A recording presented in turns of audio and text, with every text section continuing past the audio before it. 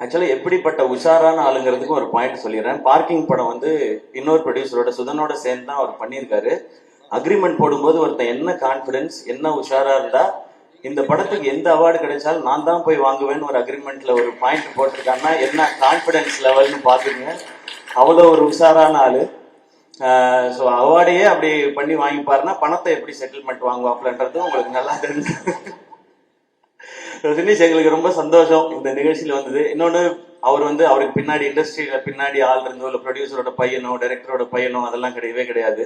அவரா இந்த இண்டஸ்ட்ரியில எப்படி நெல்சன் கூட காலேஜ்ல படிச்சு சினிமா மேல இன்ட்ரெஸ்ட் வந்து அசிஸ்டன்ட் டைரக்டரா இருந்து டைரக்டர் ஆகி அதுக்கப்புறம் ப்ரொடியூசர் ஆகி சக்சஸ்ஃபுல் ஆகினா அவருக்கு ஒரு ஜேர்னி இருக்கு. எந்த பேக்ரவுண்டும் இல்லாமல் இவ்வளவு பேரை சம்பாதிச்சிருக்கான்றதான் சினிஷோட சக்சஸா நான் பாக்குறேன். இப்போ வந்து பார்க்கும்போது ரெடின்னு சொன்னாரு 100 நாள் ஃபங்க்ஷன் மாதிரி இருக்கு இதுவே அப்படின்னாரு. கண்டிப்பா அந்த மாதிரி ஃபங்க்ஷனும் இருக்கும்.